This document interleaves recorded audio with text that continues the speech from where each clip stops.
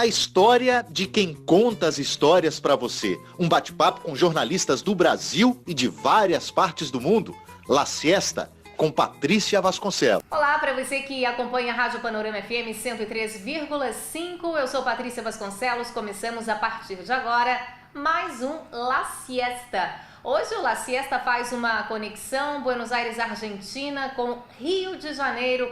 Do outro lado da linha, eu converso com o jornalista Emiliano Guanella. Emiliano, que é correspondente da TV Suíça para a América Latina. Emiliano, obrigada por aceitar meu convite e dedicar um pouco do seu tempo aí para conversar comigo, com os ouvintes da Rádio Panorama. Obrigada, um prazer tê-lo aqui, viu? Um prazer para mim e um saludo a todos os ouvintes de Rádio Panorama. O Emiliano é italiano, né? E fala muito bem o português. Como é que tá o seu português, Emi? Foi melhorando um pouco depois de 13 anos na Argentina, 4 anos já aqui no Brasil. Então, adquiriu um sotaque estranho, ítalo-argentino-carioca, mas vamos lá. Ítalo-argentino-carioca, muito bem. O seu S é de carioca, como é? Não sei, talvez. Tento não fazer muito xi, assim como quando viajo para a América Latina, não parecer muito portenho. Mas no final uno fala a língua que surge das ocasiões, então é tudo misturado. É tudo misturado e dá para entender muito bem. Emiliano, eu falei, você é correspondente da TV Suíça para a América Latina. A TV Suíça é um canal em italiano, né? Você faz suas reportagens na sua língua materna, afinal você é de Milão, na Itália. E para que outro veículo de comunicação italiano você trabalha? A TV Suíça, sendo Suíça um país federal e um país que tem 3 idiomas, o canal público da Suíça está dividido, na verdade, em 3 partes. Depois tem um quarto idioma que se fala muito pouco, então tem alguns programas específicos em cada uma das 3 redações. Então a TV Suíça está formada por um canal para canais radio-televisivos em italiano, em francês e em alemão. No caso, eu falo trabalho para a rádio e para a TV em italiano. E a parte disso, eu trabalho também para o jornal La Stampa, que é o terceiro jornal italiano de Turim, e para a cadena Sky da Itália. E você, quer dizer, é a voz da América Latina para a Itália e para o canal, para a TV Suíça, exibido em italiano, né?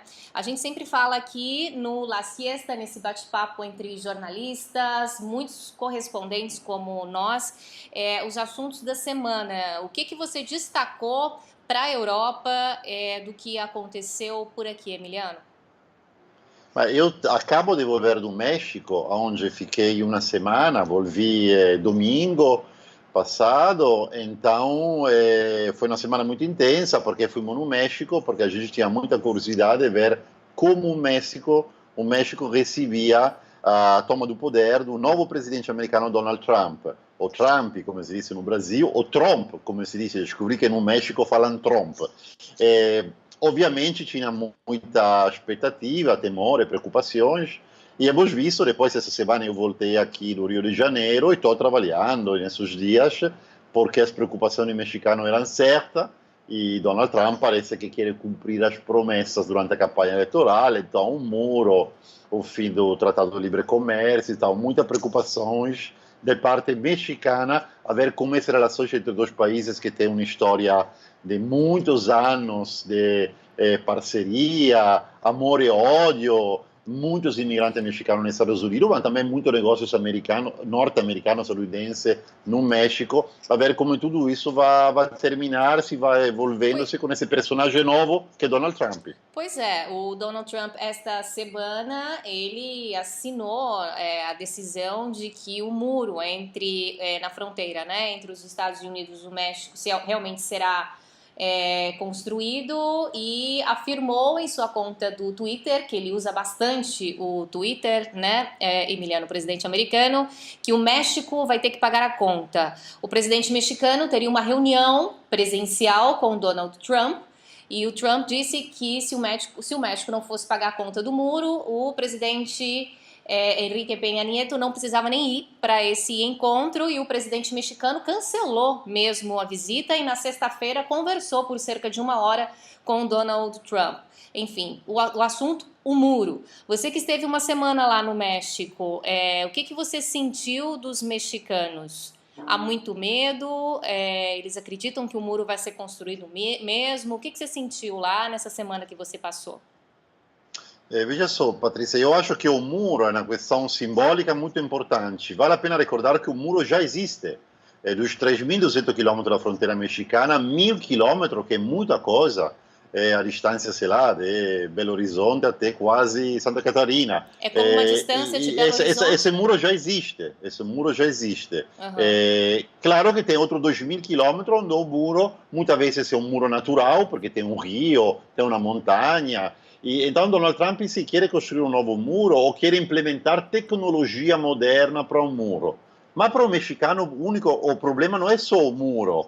O problema é as relações comerciais. Eu acho que é mais problemático o que pode acontecer com relações comerciais, porque a economia mexicana depende muito e está ligada de forma muito estreita com os Estados Unidos, porque tem um tratado que se chama NAFTA, que é o mercado de livre comércio entre Estados Unidos, Canadá e México, que existe faz mais de 20 anos, que é um tratado, inclusive, muito maior em termos de relações comerciais que é o Mercosul. Então, o México se transformou nos últimos 20 anos em uma enorme planta de produção para a indústria americana. As indústrias americanas produzem muito no México, porque a mão de obra é mais barata. Emiliano, como vai fazer? Porque o Donald Trump, por exemplo, já deu uma espécie de punição, entre aspas, para a indústria de carros. Duas marcas que estavam por instalar fábricas no México voltaram atrás porque o Donald Trump disse que se forem para lá eles seriam taxados num valor altíssimo. Resumindo, ele quer proibir que as fábricas instalem, enfim, suas plantas, suas fábricas em outros países que não os Estados Unidos. E quer colocar impostos mais altos nos produtos mexicanos que são exportados para os Estados Unidos. Isso vai quebrar o México se isso acontecer?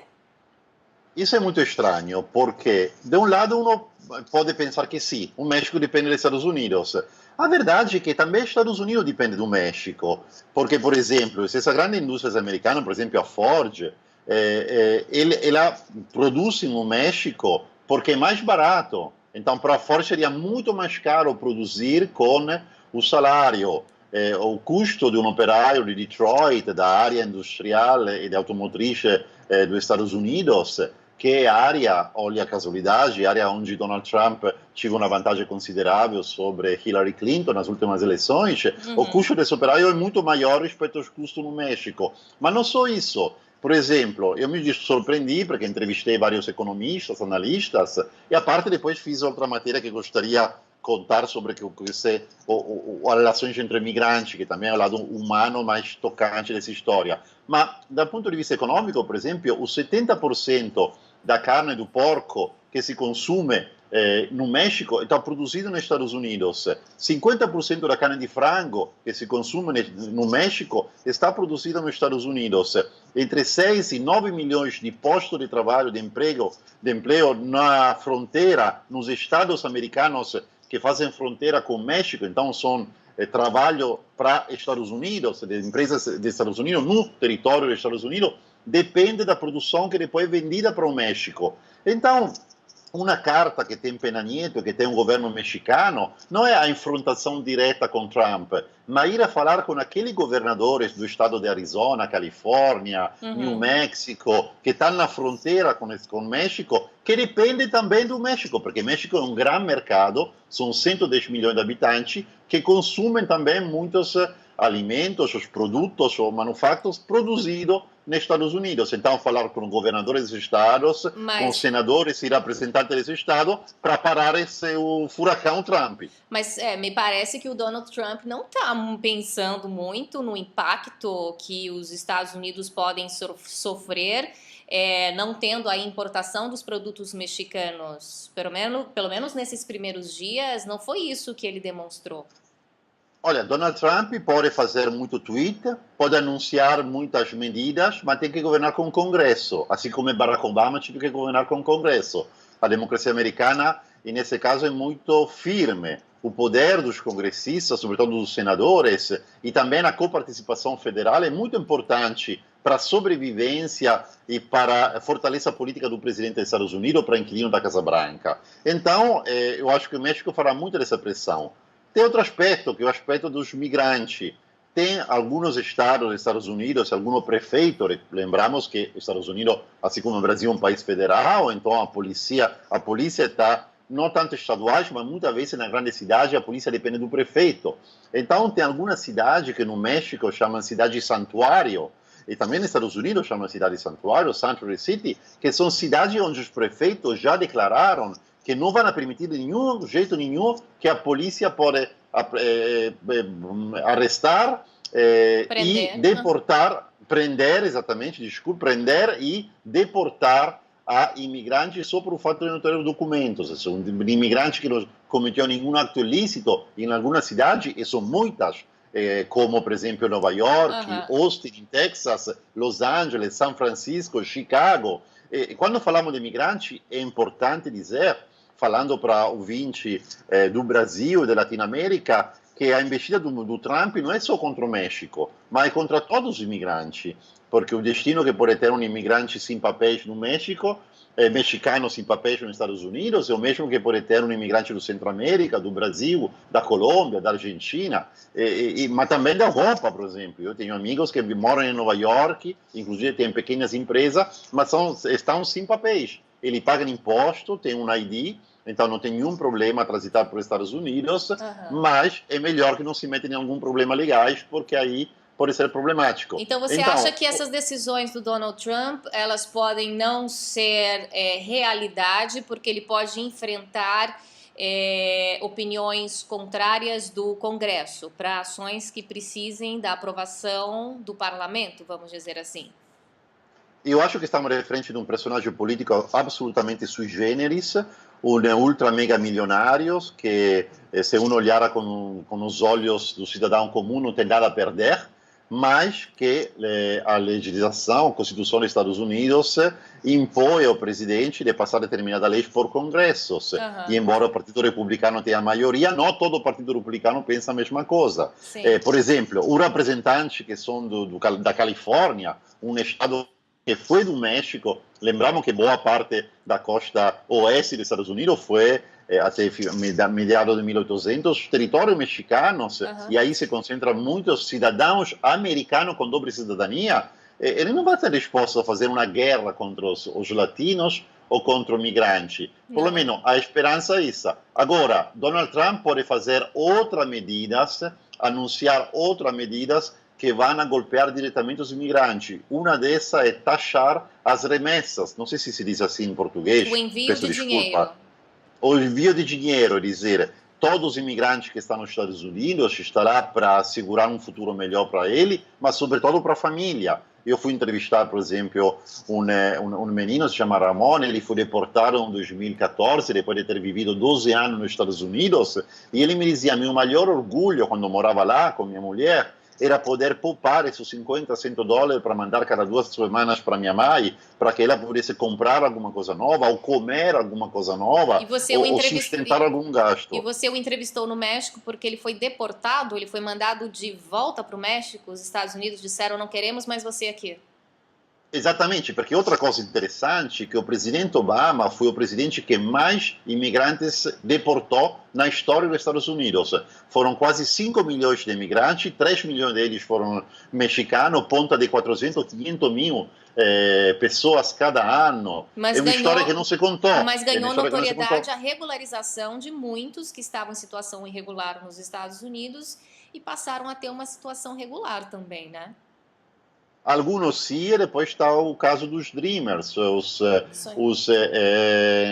filhos nascidos nos Estados Unidos por pais que eram em situações irregulares, e a administração Obama se preocupou de regularizar a situação deles. E esse é outro ponto que Donald Trump poderia implementar, é dizer, convencer um Congresso que o ius soli, é dizer, o direito do solo, o princípio segundo o qual qualquer pessoa que nasce nos Estados Unidos tem direito à cidadania americana, não cesse de valer, possa não valer no caso do filho do imigrante sem papéis.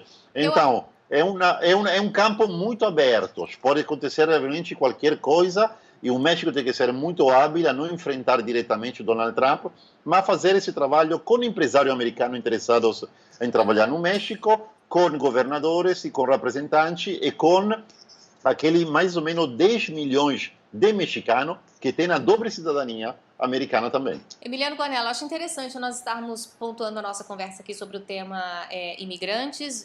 Eu sou uma brasileira morando aqui na Argentina, você é um italiano morando permanentemente no Brasil já há um certo tempo, morou muito tempo aqui na Argentina. Como você vê essa restrição que alguns países estão fazendo no dia de hoje em relação a fechar o cerco mesmo para quem é de fora?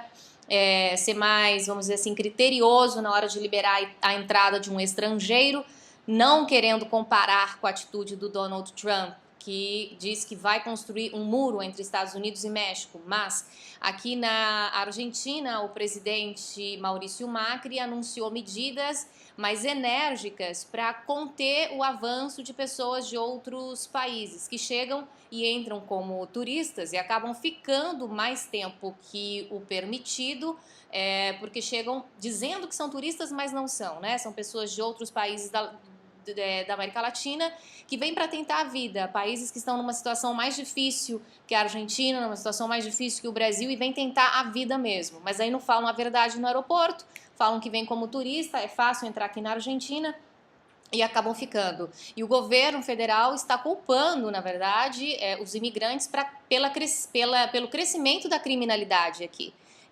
Ou seja, é dizer que temos mais crimes porque temos mais estrangeiros. Dizem que mais da metade da população carcerária da Argentina, por exemplo, vem de outros países. Você sendo imigrante, eu sendo de outro país, morando aqui, queria saber sua opinião como pessoa, como jornalista, dessa postura dos governos de protecionismo. Olha, é muito preocupante. Eu te falo brevemente uma anedota pessoal. Eu cheguei na Argentina porque eu fiz uma tese na Itália, estudava história. Eu fiz uma tese sobre imigração italiana na Argentina entre 1880 e 1920, quando os italianos, junto com outros componentes migratórios europeus, praticamente construíram a nação argentina. Também no Brasil, os italianos foram muito importantes, em São Paulo, mesmo em Belo Horizonte, no Sul, no Rio Grande do Sul, por exemplo. Em Itajubá, onde a Panorama FM está, temos muitos descendentes de libaneses, muitos descendentes de italianos, de portugueses. Exato. Então, talvez os ouvintes não sabem que a Constituição Argentina, ainda hoje, o artigo 10, um dos principais artigos da Constituição Argentina, diz que o governo federal fomentará a imigração. Foi muito criticado porque ainda está o objetivo europeu, o governo federal fomentará a imigração europeia. A Argentina foi o país da América do Sul que foi, talvez junto com o Uruguai, o país mais aberto em termos de lei migratória, porque tinha essa ideia que a Argentina era um território enorme, e um presidente argentino que se chamava Alberti dizia governar é poblar, dizer, temos que invitar gente de fora, porque acá temos terra para todo mundo, temos a Patagônia, a Pampa, ainda hoje a Argentina é um país muito pouco poblado em algumas regiões, então tinha uma ideia de abrir a porta, abrir a fronteira. Eu acho preocupante essa equação por la qual imigrante igual crescida da criminalidade e da delinquência, uma equação que no meu país, na Itália, ou no país pelo qual trabalho, na Suíça, também se faz muito por certos setores políticos, ou seja, a delinquência cresce por fatores sociais, econômicos, acho que não tem que ver com a cidadania das pessoas. E acho que as migrações, assim como muitas cidades do Brasil tiveram uma contribuição altíssima na migração, até que hoje se diz que o brasileiro é um conjunto de todos os países, assim como a Argentina, essa América, essa terra nova, feita com as imigrações, feita com o esforço de muito trabalhador honesto, acho que não merece um fechamento da fronteira, não. Bom, e você, Emiliano Guanella, nosso tempo voa, né? Voa. Você está sendo bem tratado no Brasil? Já está há quanto tempo aí no Rio de Janeiro? Eu já estou 4 anos, agora em fevereiro faço 4 anos.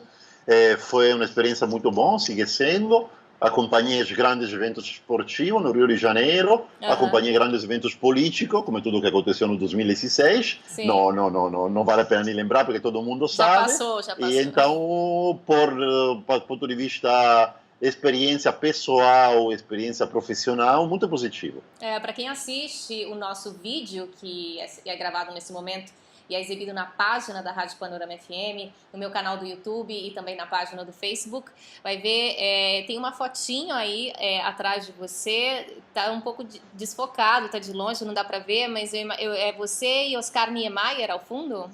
Exatamente, uma foto, eu fiz 2 entrevistas com o grande mestre Oscar Niemeyer, isso foi no seu estúdio aqui, na Avenida Atlântica de Copacabana. Lamentavelmente o sol do Rio, o sol do Rio, da zona sul do Rio, bate muito forte, então deixa eu focar um pouco essa foto, mas foi um dos encontros mais lindos que tive com um grande brasileiro.